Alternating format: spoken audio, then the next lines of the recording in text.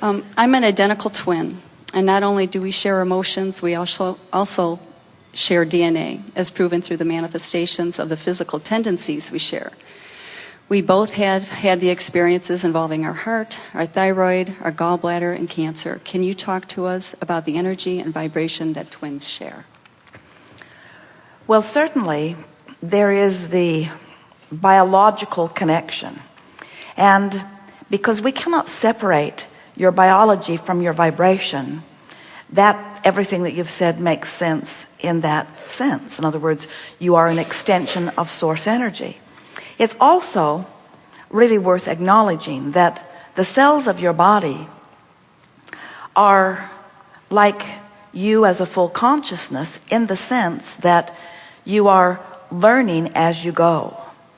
And the reason that anyone ever experiences an exaggeration or a progression of a disease is because the cells of your body are aware of where they stand and are somewhat, in the same way that you often do as a human, focused upon what is, and therefore perpetuating more of what is.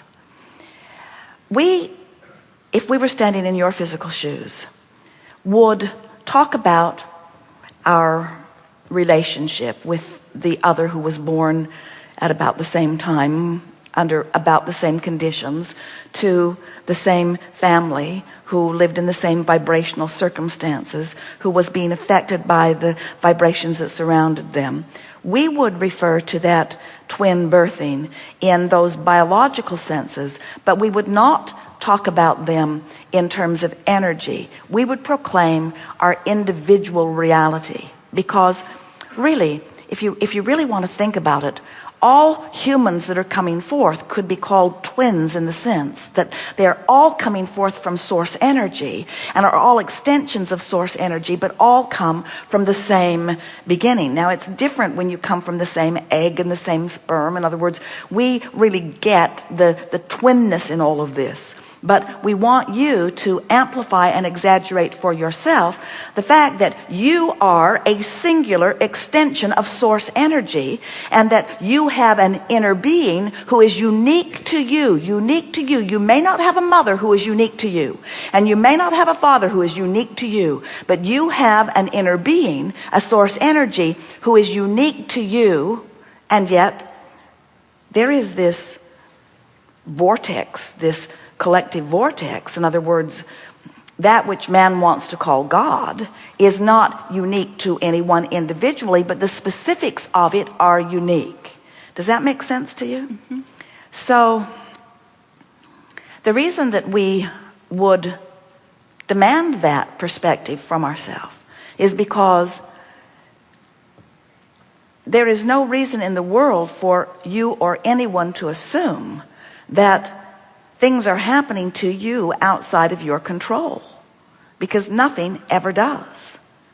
There are many instances. We always say that similarities, that your tendencies and your diseases don't pass so much through your bloodlines as they do through your thought lines. And then someone always says, but my twin was on the other side of the world and I was unaware of that. And so is there not some biological remembering? And we say, of course there is. Of course, if you could even begin to digest what goes on in the workings, the inner workings of a physical body, you can't even begin to comprehend the vibrational conversations that are taking place among the trillions of cells.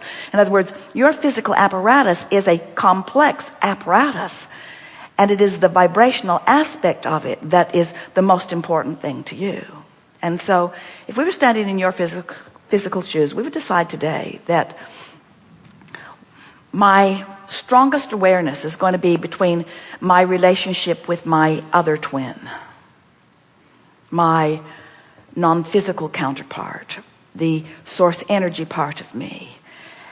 And we would say to you, and the source energy part of you is unique to you.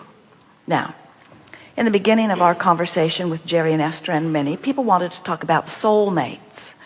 And Jerry and Esther especially wanted to hear us say, yes, you are soulmates, because they felt such resonance and harmony from the moment of their first meeting.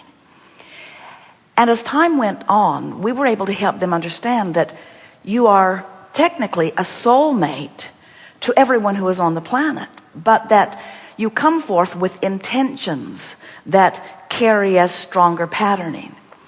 And that what feels like this soul mating with another is not because you have rendezvoused with a person that you have vibrational tentacles to or roots to. It is that sometimes in this coupling or in this rendezvousing, you are inspired to a connection to your source as the other is inspired to a connection of their source. So the two of you have found a homecoming and are giving each other the credit for it. Does that make sense to you? Yes, in other words, you have the ability to feel deep, powerful love for anyone that you are focused upon, provided you are in vibrational sync with who you really are at the time. So, of course, as physical beings, you are not new to this physical experience. And there are energies that you translate into people or family or friends that you've interacted with endlessly. There are relationships that you experience that are eternal. But no one, not one person ever, not one energy consciousness ever said, I'll go forth in the physical and I'll be vibrationally tied to something other than what is uniquely my source energy. You say. So what you bring us to mostly is a conversation about expectation. Expectation is such an interesting thing because it's also the subject of focusing on what is, and what is being the thing that dominates your vibrational patterns. For most people, what is what dominates the vibration that they offer. And there's nothing exceptionally wrong with that. It's sort of normal for people, but it is hindering in the sense that it keeps you from giving your attention sometimes to something that is potentially much more in harmony with who you have really become, you say. Right. Something more or something more specific?